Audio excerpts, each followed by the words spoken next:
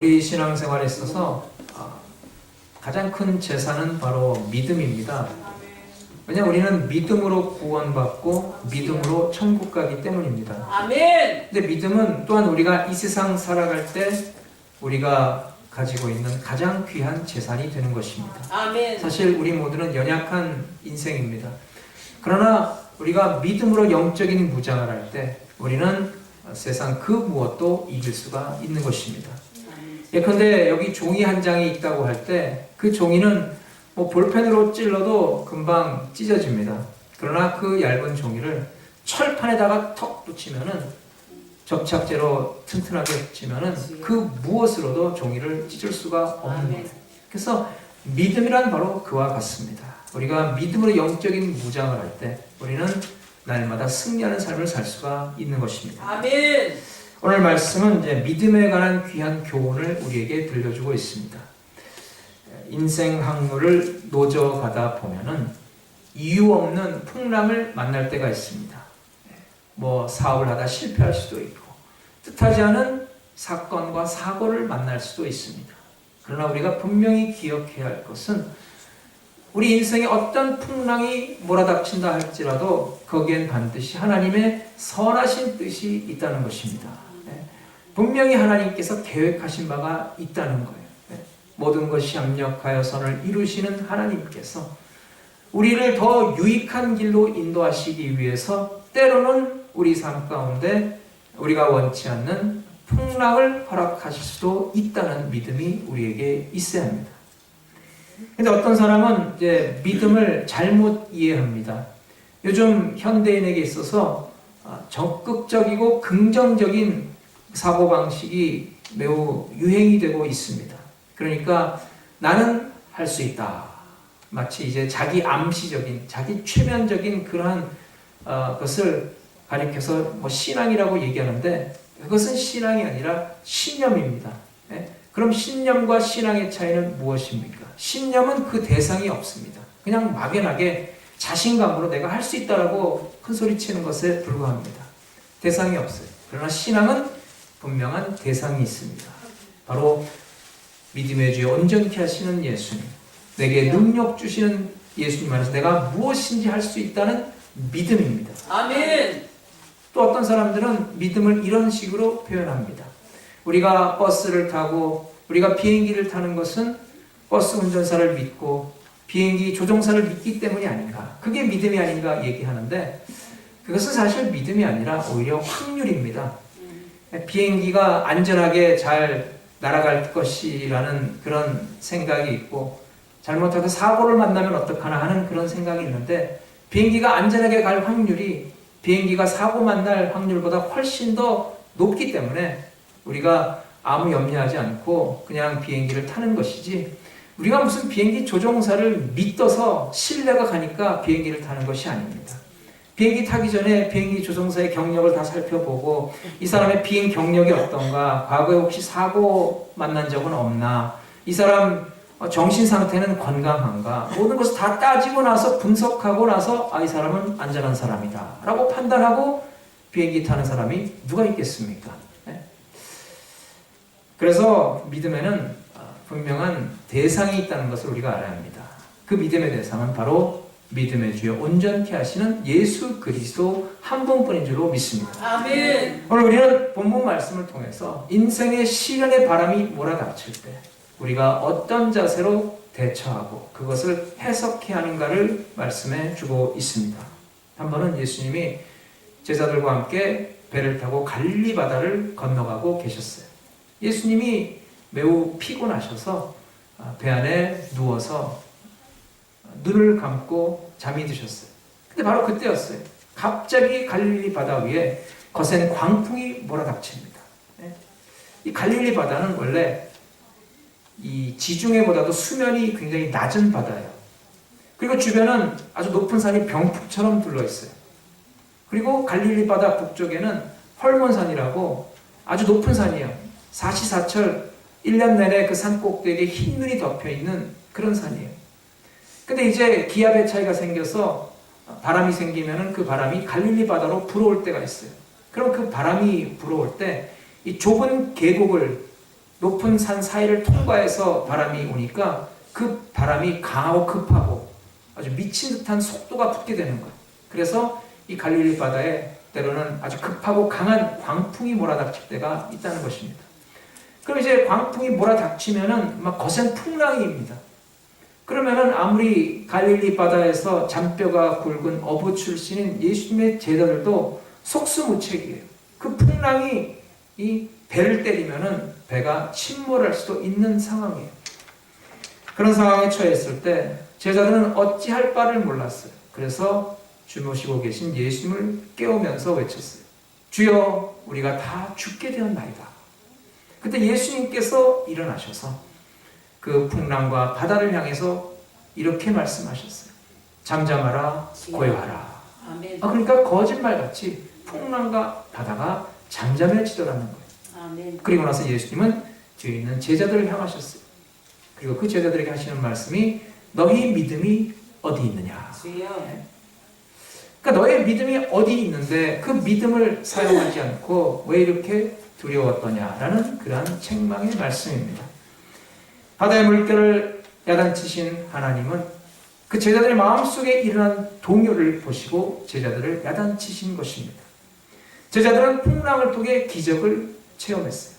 그리고 예수님이 과연 누구시길래 저렇게 성난 파도와 풍랑이 잠잠하게 되는가? 그들이 기이하게 생각했어요. 이것이 바로 오늘 본문의 내용입니다.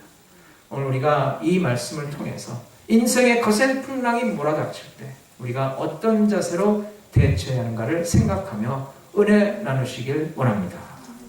첫째로 인생 항로에게 누구나 다 풍랑을 만날 수가 있다는 것입니다. 예수님이 안 계시기 때문에 그들이 풍랑을 만난 것이 아닙니다. 지금 배 안에 예수님이 함께 타셨어요. 네? 그런데 제자들은 풍랑을 만났어요. 제자들이 예수님과 함께 배를 타고 갈릴리 바다를 건너가다가 풍랑을 만난 것입니다. 그러나 우리가 분명히 기억해야 할 것이 있습니다. 제자들은 그 풍랑을 통해서 하나님의 놀라운 기적을 체험했다는 것입니다.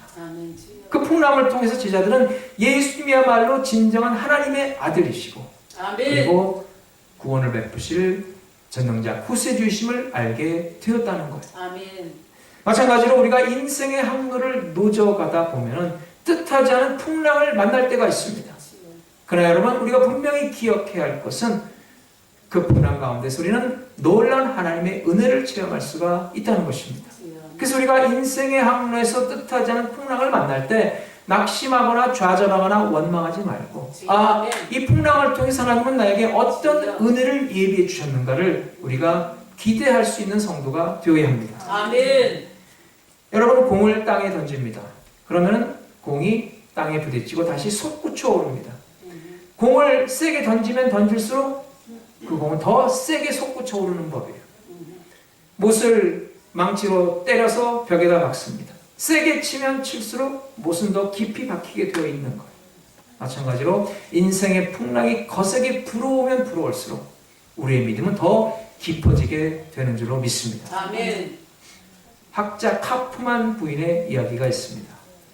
이 카프만 부인이 한 번은 탁자 위에 누에고치 여러 개를 놔두고서 유심히 관찰을 했어요. 근데 이제 누에고치 속에 이제 성충이 나방이 되어서 이제 그 누에고치를 통과해서 밖으로 나오려고 합니다. 근데 덩치 큰 나방에 비해서 그 나오게 되는 누에고치의 입구 구멍이 너무나 작은 거예요. 그러니까 그 나방이 그 구멍을 통과할 때 얼마나 힘들겠어요. 그냥 아둥바둥 발버둥을 치는 그 모습이 너무나 보기 안쓰러운 거예요. 그래서 이 카프만 부인이 가위를 가져다가 그 누에고치에 나오는 입구를 잘라서 넓혀줬어요. 그러니까 나방이 너무나도 쉽게 고생하지 않고 누에고치 바깥으로 나오는 거예요.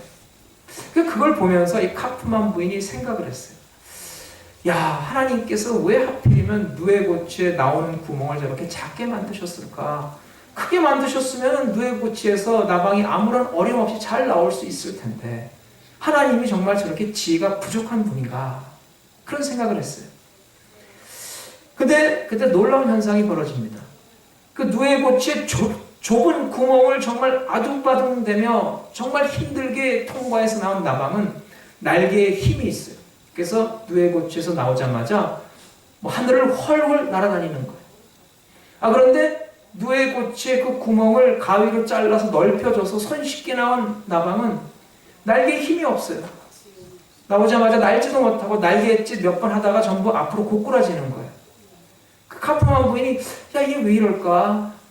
앞뒤를 살펴보면 자세히 조사를 했는데 놀라운 사실을 발견했다는 것입니다. 이 나방이 누에고치 속에 있을 때 원래 이제 그 모든 영양분이 그 나방의 어깨 쪽지에 몰려 있어요. 그런데 그 누에고치 좁은 구멍을 나오려고 통과할 때 이 어깨 쪽지에 있는 영양분이 전부 뒤쪽에 있는 날개로 밀려지는 거예요. 그러니까 누에고치 바깥으로 나오면은 이 영양분이 날개 쪽으로 다 밀려져서 날개에 힘이 생겨서 하늘을 잘 훨훨 날을 수가 있다는 것입니다. 반면에 이 누에고치의 구멍을 가위로 잘라서 넓혀줘서 손쉽게 나온 나방은 여전히 그 영양분이 전부 이 어깨 쪽지에 남아있는 거예요. 날개는 전혀 영양분이 없어요. 그러니까 아무리 날갯짓을 해도 제대로 날지 못하고 조금 날다가 그만 밸런스가 안 맞아서 그만 앞으로 고꾸라지게 되더라는 것입니다. 그래서 그 사실을 보고서 이 카프만빈이 하나님 앞에 무릎을 꿇었어요. 하나님이야말로 정말 위대하신 분이십니다. 하나님이야말로 정말 지혜가 충만하신 분이십니다. 아멘. 라고 고백하게 되었다는 것입니다. 여러분, 나방이 작은 누에고치의 구멍을 통과해서 나오듯이 우리도 때로는 인생의 어두운 터널을 통과할 때가 있습니다. 그러나 반드시 그때는 하나님의 선하신 뜻이 있는 줄로 믿으시기 바랍니다. 아멘. 이사야 49장 16절에 보면은 내가 너를 손바닥에 새겼다라는 말씀이 있습니다. 하나님께서 우리를 하나님의 손바닥에 직접 새겨 주셨다는 거예요. 네? 여러분, 우리가 때로는 정말 그날 잊지 않기 위해서 정말 중요한 일이 있을 때, 기억해야 할 일이 있을 때 급하면은 손에다가 볼펜으로 적어 놓지 않습니까? 왜냐하면 손은 항상 보고 다니니까. 근데 하나님께서 우리를 하나님의 손바닥에 새겨 놓았다고 말씀하실 정도로 우리를 기억하고 계시다는 거예요. 네? 우리를 기억하고 계시기 때문에 우리를 항상 불꽃 같은 눈동자로 보고 계시고, 그리고 우리가 어려운 위경에 처했을 때 우리를 돌봐주시고 보호해주시고 구원해 주신다는 것입니다. 아멘. 네? 여러분, 밤이 지나고 나면은 반드시 찬란한 아침이 오게 되어 있습니다. 아멘. 여러분 어두운 터널을 통과하면은 반드시 그 끝에는 찬란한 햇볕이 비치고 있는 거예요. 아멘. 추운 겨울이 지나가면 따뜻한 봄이 오는 것이고, 한 방울이 내리고 나면 다시 맑게 개인 날이 찾아오게 되어 있는 것입니다. 사망의 음침한 골짜기를 통과하면은 반드시 푸른 초장 쉴만한 물가가 우리를 기다리고 있는 줄로 믿습니다. 아멘. 우리가 인생의 어두운 터널을 통과할 때 우리는 그때 바로 더 높이 더 힘차게 솟구쳐 오를 수 있는 신앙과 인격의 날개를 준비하는 것입니다. 우리가 인생의 거센 풍랑을 만날 때 저 풍랑을 통해서 하나님 나에게 어떤 은혜를 예비해 주셨는가, 우리가 믿음으로 기대하며 기도하는 성도가 되시기 바랍니다. 아멘. 둘째로, 인생의 풍랑이 거세게 불어닥칠 때 우리의 믿음을 사용해야 합니다. 그러니까 믿음을 활용할 줄 알아야 합니다. 오늘 본문에 예수님이 뭐라고 하셨어요? 너희 믿음이 어디 있느냐? 예? 예? 믿음 뒀다 어디다 쓰려고 믿음 있다 그러면서 왜 정작 필요할 때 그 믿음을 쓰지 않느냐라는 책망의 말씀입니다. 여러분, 우리가 아무리 믿음 있다고 말로 하고 우리가 아무리 믿음 있다고 자랑할지라도 정작 필요할 때 믿음을 사용하지 않는다면 그 믿음은 쓸모없는 믿음입니다. 헛된 믿음입니다. 여러 해 전에 플로리다의 어느 할머니가 죽은 채로 집안에서 발견이 된 사건이 있었습니다. 그 할머니가 나이가 71세인데 사인은 영양실조예요. 발견되었을 때 몸무게가 70파운드였으니까 얼마나 못 먹었는지 우리가 짐작해 볼 수 있는 대목입니다. 너무나 가난해서 먹을 것이 없어서 굶어 죽었을 것이라고 사람들이 생각을 했어요. 그 할머니의 집안은 돼지우리처럼 지저분했어요. 감 나가는 것이라고는 찾아볼 수가 없어요. 그 할머니가 살아있을 때 먹는 것은 사람들에게 구걸해서 얻어먹었어요. 그리고 몸에 걸치는 옷은 사람들이 내다버린 거 주워다가 입었어요. 완전 거지 같은 삶이죠. 그래서 정말 가난해서 돈 없어서 먹을 것이 없어 굶어 죽었나 보다 사람들은 생각을 했는데 놀라운 일이 벌어졌어요. 그 할머니가 죽은 채로 발견된 그 할머니 침대 아래서 열쇠 2개가 나왔는데 그 열쇠는 바로 시중은행의 귀중품을 보관하는 보관함의 열쇠예요. 사람들이 그 열쇠를 가져가서 보관함을 열어보니까 그 속에 캐시만 60만 불이 들어있더라는 것입니다.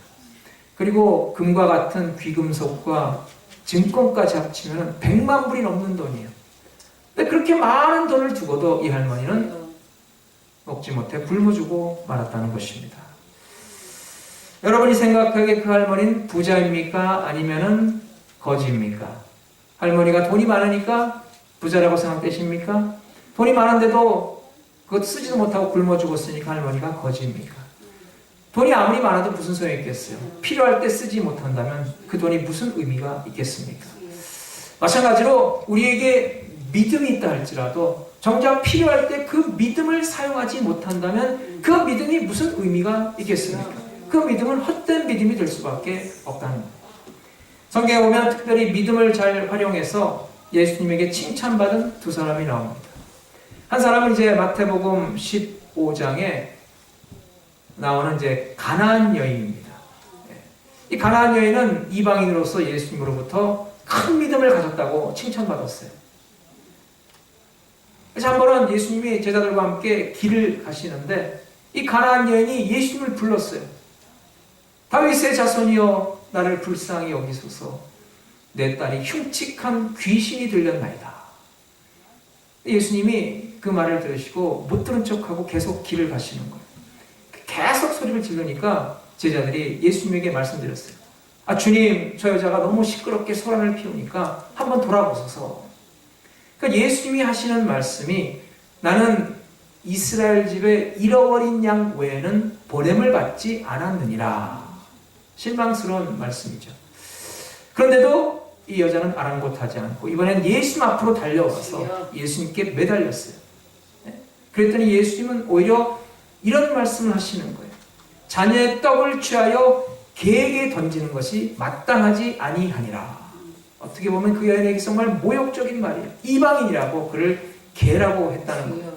이쯤 되면 정말 열받아가지고 얼굴이 불그락해져가지고 욕을 퍼붓고 그 자리를 떠날 것 같은데 그 여자는 안 그랬어요. 여자는 이렇게 말했어요.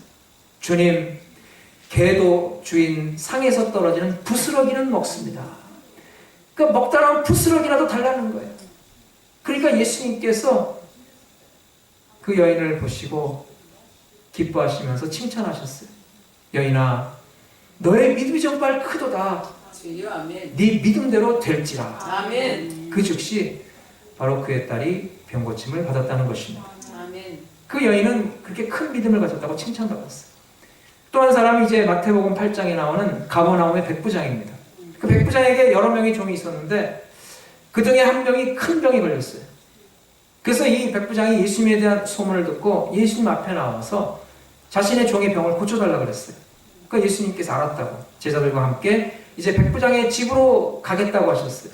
그러니까 백부장이 예수님께 드리는 말씀이 주님같이 참 위대하신 분이 우리 집에 오는 것을 감당하지 못하겠습니다. 그냥 말씀만 해주세요. 그러면 그 즉시 우리 집의 종이 낫는 줄로 믿겠습니다. 그러니까 예수님이 웃으시면서 주변을 돌아보시면서 이런 말씀을 하셨어요. 야, 정말 이런 믿음은 이스라엘 가운데서도 보지 못한 믿음이구나. 내 믿음대로 될지라. 아멘. 그러니까 그 즉시 멀리 있는 그 백부장의 집에 있는 종이 리모트 컨트롤로 낫게 되었다는 것입니다. 여러분, 이 시간 스스로 생각해 보기를 바랍니다. 예수님이 우리 마음의 중심에 있는 우리의 믿음을 보시고 뭐라 말씀하실까요? 너의 믿음이 크도다 라고 칭찬하실까요? 아니면은 너의 믿음이 어디 있느냐 라고 책망하실까요? 우리가 다시 한번 우리 스스로를 돌아볼 수 있기를 바랍니다. 지금도 우리의 인생에는 거센 풍랑이 몰아닥치고 있습니다. 여러분, 우리가 살고 있는 이 세상은 결코 만만한 세상이 아닙니다. 어떻게 해야 합니까? 여러분, 인생의 거센 풍랑이 몰아닥칠 때 우리 안에 계신 예수님을 깨워드려야 합니다. 예수님을 잠재우지 말고 우리가 열심히 예수님 앞에 나와 기도하고 매달려서 예수님을 깨워서 예수님이 우리 가운데 일하시도록 해야 합니다. 아멘. 그것이 바로 산 믿음이에요. 아멘. 그러면 예수님께서 일어나셔서 잠잠하라 하시면서 우리에게 있는 모든 풍랑을 잠잠케 해주실 줄로 믿습니다. 아멘. 우리 모두 인생의 풍랑을 만나서 우리 안에 계신 예수님을 깨워서 일하시게 하는 그런 믿음을 활용하는 성도가 되시기 바랍니다. 아멘. 셋째로 믿음은 인생의 어떤 거센 풍랑도 물리칠 수 있는 힘이 있습니다. 아멘. 최고의 승리는 누구의 것입니까? 바로 믿는 우리의 것입니다. 아멘. 바다에 작은 바위섬이 있습니다. 보잘것없는 작은 바위예요. 그런데 아무리 거센 파도가 몰아닥쳐도 아무리 급한 태풍이 불어와도 그 바위섬은 꿈쩍도 하지 않습니다. 수만 톤의 군함이 몰아닥쳐도 움직이지 않습니다. 왜 그렇습니까? 네? 겉으로 보기에는 작은 보잘것없는 바위섬이지만 그 아래로 내려가면은 그 바위섬이 지구라고 하는 엄청난 땅덩이와 연결되어 있기 때문입니다. 마찬가지로 우리는 연약하지만은 우리가 하나님과 연결되어 있을 때, 우리가 믿음으로 주님과 연합될 때, 여러분 세상 그 무엇도 우리를 이길 수가 없는 줄로 믿습니다. 아멘. 사도행전 12장에 보면은 초대교회 당시 엄청난 핍박의 바람이 불어옵니다. 그래서 야고보가 순교하고 베드로가 붙잡혀서 감옥에 갇히게 됩니다. 근데 로마 당국이 이 베드로는 정말 당시 초대교회 지도자였고 예수님의 수제자였기 때문에 그를 아주 특수범으로 간주해서 요주의 인물로 생각해서 군사를 선발해서 4명씩 4패로 철통같이 베드로를 지키게 했어요. 그 베드로 한 명에 군인 16명이 달려붙어서 지키고 있는 거예요. 네. 그 베드로의 목숨이 이제 죽은 목숨이나 다름이 없어요. 그러니까 이제 베드로가 초대교회 지도자였기 때문에 초대교회 성도들이 베드로를 간절히 부르짖어 기도합니다. 이제 베드로가 감옥에 갇혔는데 내일 아침이면 이제 사형을 당하게 되어 있어요. 내일이면 죽는 거예요. 근데 그날 밤에 베드로가 제대로 잠을 잘 수가 있겠습니까? 내일이면 목에 칼이 들어오는데. 근데 여러분 놀랍게도 베드로가 그날 밤 두 군인 틈에서 쇠사슬에 묶인 채로 너무나도 편안하게 잘 자더라는 거예요. 네? 어떻게 이런 일이 있을 수 있을까요? 네? 얼마나 곤이 잤던지 나중에 천사가 와서 그를 깨우는데 옆구리를 걷어찰 때 겨우 깰 수가 있었다는 거예요. 참 정말 특이하지 않습니까? 내일 죽는다는데 어떻게 전날 밤에 그렇게 편하게 잘 수가 있었을까요? 그것은 바로 베드로에게 예수님만을 바라보는 담대한 믿음이 있었기 때문입니다. 아멘. 지금 교회 성도들이 베드로를 위해 간절히 부르짖어 기도하고 있는데 하나님께서 이를 외면하지 않으시고 반드시 도우리라는 믿음이 베드로에게 있었다는 거예요. 아멘. 그러니까 내일 일은 하나님께 온전히 맡겨드리고 베드로는 그 전날 밤에 편하게 잠이 들 수가 있었다는 것입니다. 아멘. 마침내 베드로가 기적적으로 감옥에서 탈출했어요. 그 천사의 인도로 철통 같은 그런 감시를 뚫고 탈옥을 했어요. 그 베드로가 감옥에 나오자마자 가장 먼저 자기를 위해 그렇게 간절히 기도해준 교회 성도들이 생각이 났어요. 아, 내가 빨리 성도들에게 가서 내가 탈출했다는 반가운 소식을 알려야겠다. 이렇게 생각을 하고 자기를 보고 정말 기뻐 환호성을 지를 교회 성도들을 마음속에 그리면서 한 걸음으로 성도들이 모여있는 마가의 집으로 달려갔어요. 그 마가의 집에 도착해서 그 문을 똑똑똑 세게 두들겼어요. 그러니까 그 집안에 있는 로데라고 하는 여자아이가 그 소리를 듣고 나오니까 정말 문 밖에 베드로가 와 있는 거예요. 너무나 놀라가지고 너무나 기뻐가지고 그만 문을 열어주는 것도 잊어버리고 다시 집 안으로 들어가서 그 안에서 막 부르짖어 기도하고 있는 성도들에게 이렇게 말했어요. 여러분, 우리가 기도하고 있는 베드로 아저씨가 지금 문 밖에 와 계십니다. 그때 성도들이 뭐라고 했는지 아십니까? 뭐라고 했을까요? 네? 야, 너 미쳤냐? 너 분명히 헛개비를 받구나. 지금 베드로가 감옥에 있지 어떻게 문 밖에 와 있냐? 그랬다는 것입니다. 여러분, 여태까지 베드로를 간절히 기도해 놓고서 정작 베드로가 하나님의 응답으로 이렇게 탈출해서 와 있는데 그거는 믿지 못하더라는 것입니다.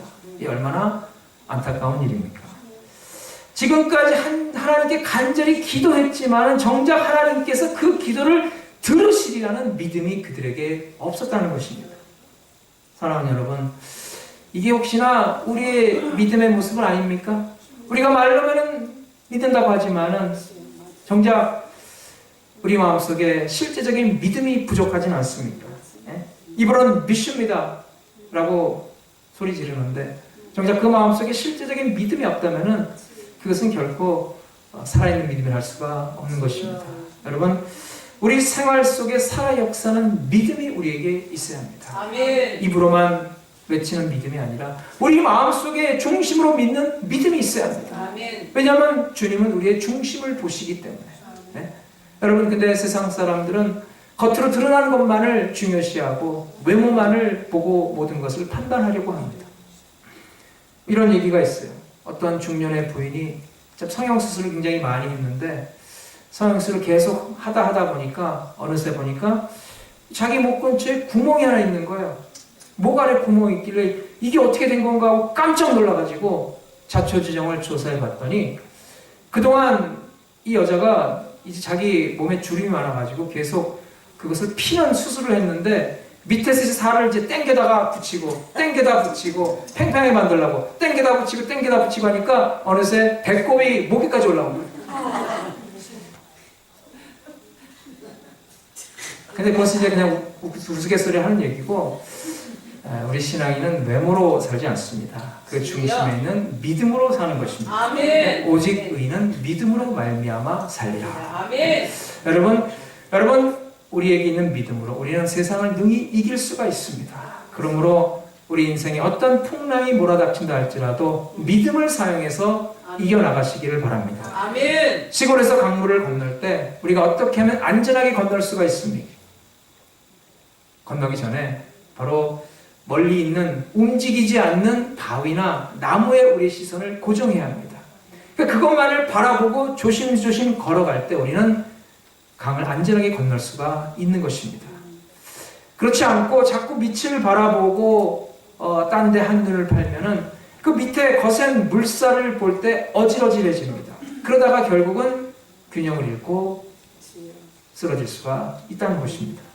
인생의 풍랑이 아무리 거세게 몰아닥친다 할지라도 우리 모두 예수 그리스도를 바라보는 믿음으로 담대하게 이겨나가시길 바랍니다. 아멘. 사랑하는 여러분, 아무리 인생의 항로에 거센 풍랑이 몰아닥친다 할지라도 여러분 두려워하지 마세요. 여러분 그때야말로 하나님께서 우리에게 예비해 주신 놀라운 은혜를 체험할 수 있는 절호의 기회인 줄로 믿습니다. 아멘. 여러분 그때야말로 우리가 하나님께 주신 그 믿음을 사용할 때입니다. 그 믿음을 사용해서 여러분 인생의 어떤 풍랑도 헤쳐나가고 이겨나가고 승리해서 금년 안에 참으로 많은 열매 맺어 풍성한 삶을 살고 나누는 귀한 성도 되시길 주의 이름으로 축원합니다. 아멘. 하나님의 은혜와 사랑